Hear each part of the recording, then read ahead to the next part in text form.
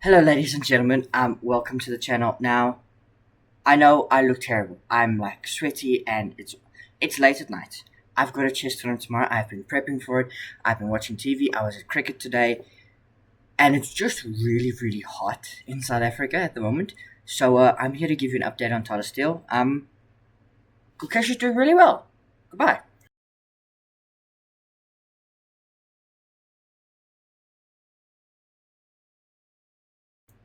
No, but seriously, today was round 12. It was a very good day for chess. Maybe not for Gukesh. So with that said, we're going to cut live to his game. Not live. We're going to go to his game first because his game dictates how important the others are. Because remember, if Gukesh wins both his rounds, he can't be caught. If he makes a draw, if Pragg or Nodirbek win a game, they will go tied with him. So his game is very important. Um, as I said, it's very late here, so I don't want to sit around, waste your time, waste my time. I'm going to go through his game with Jordan van Foreest very quickly because it was d4, d5, c4, c4. What's going on here? Are we having technical difficulties again? No, we're not. c4, e6, knight c3, bishop comes out, and this game started off normal and fine. It was an exchange, queen's gambit. Gukesh played theory, Johan van Foreest played theory, and they played and they played. There was a slight inaccuracy by Gukesh. We almost had a repetition, but Gukesh decided not to repeat moves. He didn't want to make a quick draw, but in doing so, white is better. White's about +1. You can kick the knight out, but black's position is not very good. White expands, gives up a pawn for development and for a big attack. Gukesh has to move his king, and he is under massive amounts of pressure. As we get here, Gukesh has to survive this, but he's the world champion. His calculation is extraordinary. He creates counterplay. We have to sacrifice the rook as Van Foreest to keep it going. There's time pressure. Queen takes. We get all the way here, and you just got to not make a mistake. Queen a6. A fatal mistake, or supposed to be a fatal mistake by Jordan van Foreest, because we can sacrifice the rook back. And now push to attack the rook. It has to move. We can take like this. The king can't really take. But he blunders the game back. Rook b1. Not the correct move. The best move here is to just take on h3.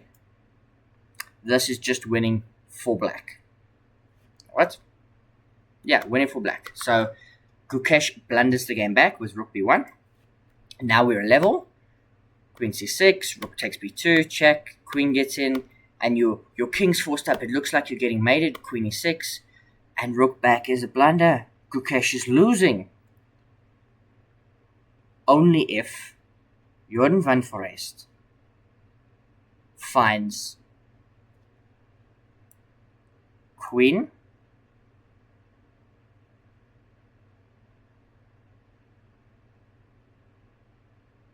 trying to see how queen g6 is possible. Move 47. White, yeah. Queen g6, because you're just getting mate, and you have to sacrifice the rook back, and stuff happens. Queen g6 is completely winning. It doesn't get played. Instead, we get rook takes e3 by Jordan van Foreest, and Gukesh, who was winning and losing, ends up making a draw. But that means he can be caught, potentially by this man, Nodirbek Abdusattorov. He has black against Arjun Erigaisi. Arjun has not had the best event. We get d4, and we get this, a Nimso Indian defense, the most cutting-edge theory you can play with black. It is ultra attacking, looked explored to death, and they play this King's Indian defense. I feel like I said everything wrong. It's not the King's Indian, it's not the Queen's Indian, it's the Nimso Indian. So you get c5, and you start targeting white's center. You put pressure on this knight, and you might trade it, but that's because you kind of hamper white's development. That's the whole idea. And you look to control e5, e4. You don't allow white to play e4. So we get a bunch of trades. The rook slides in, and this looks like it's probably going to be heading to a draw. They move the pieces around, but white can now fianchetto the bishops, and if you were to pick a side, you would pick the side that's got the best future prospects here. that's going to complete development fast and always have permanent pressure on the king. So Nodirbek on the back foot, but Arjun hasn't been having a good event. We don't trade rooks until now. Nodirbek makes the decision to trade rooks. Was that the best decision? And here, Nodirbek has got lots of options. He can play g6, which looks stupid, but it's a perfectly reasonable move, just controlling this diagonal. He can play b6, just supporting the structure. We would form a nice structure here. He can play knight f6 back. He can play a5 if he wants, so he's got lots of options. Instead, he plays queen g5 and loses the game because of g4, which looks so counterintuitive, pushing a pawn in front of your king, because f5 comes, but h4 attacks the queen. Queen has to slide back, and now we can grab this. The queen has to retreat once again, and now we infiltrate with the rook. Obviously, you don't take this because then you give up the bishop, and then your king's under pressure. So the rook infiltrates the knight, eventually comes back to safety. It's not enough g5. Now we're really pushing away this knight. It gets attacked again, and he makes a mistake. Rook takes c6, a blunder. The only winning move here, is rook g6, which is such a weird move because you put pressure on this, you defend this, and you kind of keep control of the 6th rank. Instead, he sacrifices the rook for the bishop because after takes, his idea is to grab the knight, but now the queen can come back, and we can undermine the bishop's defense. King f1, the queen slides over, and now it's just a draw. Not anymore rook f8. Again, the drawing mechanism, there's two moves that work. a6, which is just a waiting move, and you force white to do something. The other choice you have is rook e7. Again, a waiting move. You just put your rook on the 2nd rank, and you say white's got to do something. Instead, we get rook f8, which walks in the queen to g2.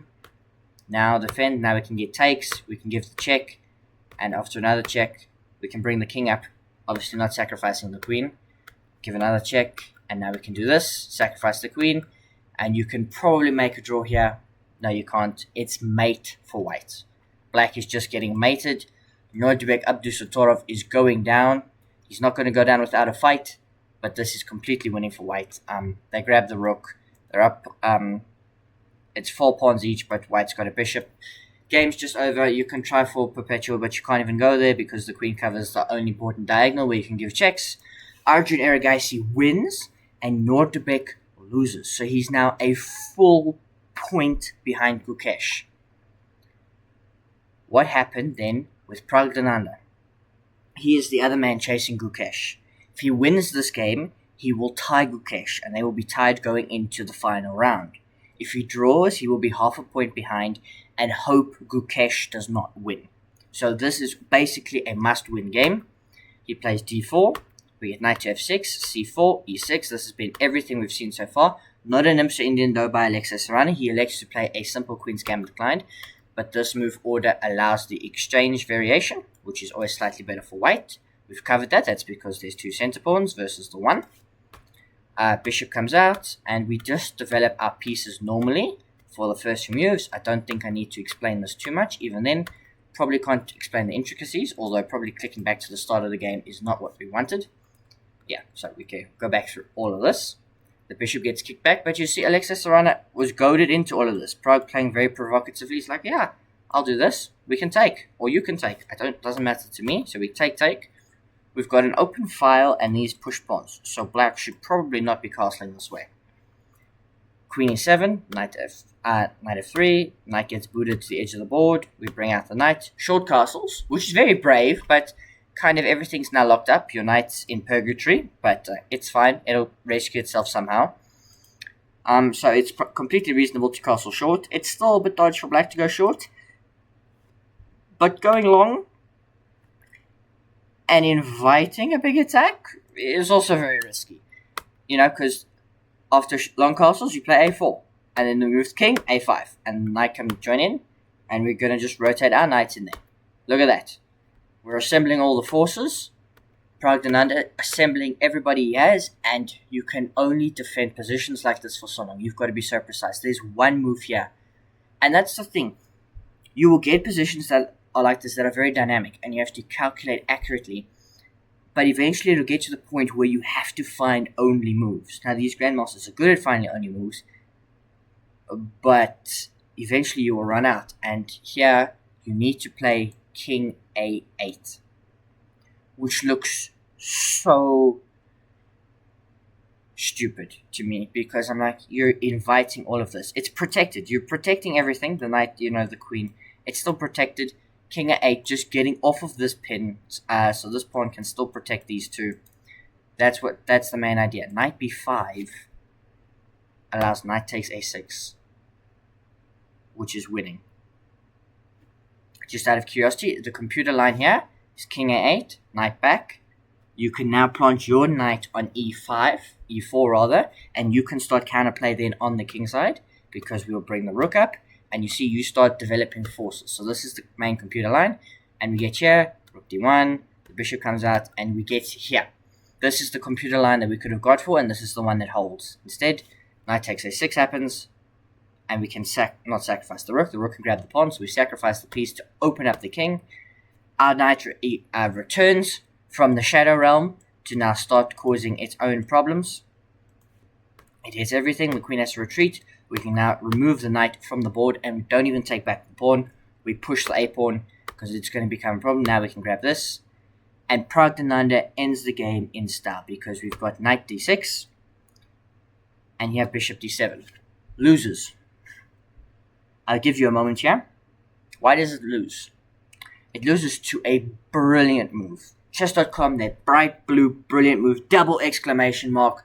In this tournament, potentially a triple exclamation mark. There should be something more than that.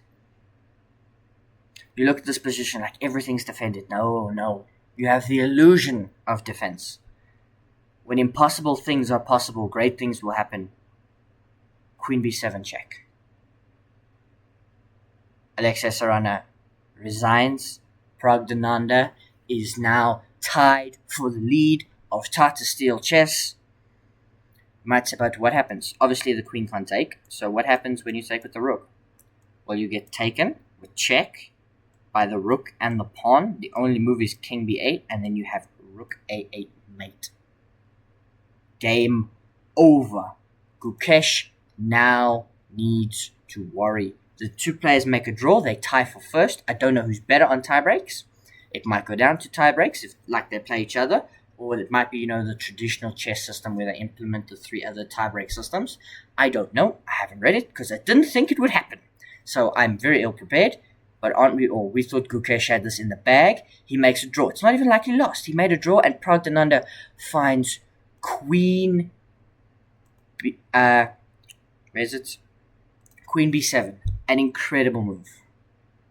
Queen b7. Talked about the whole world. 29 moves to beat a 2672 GM. Incredible by Pragg.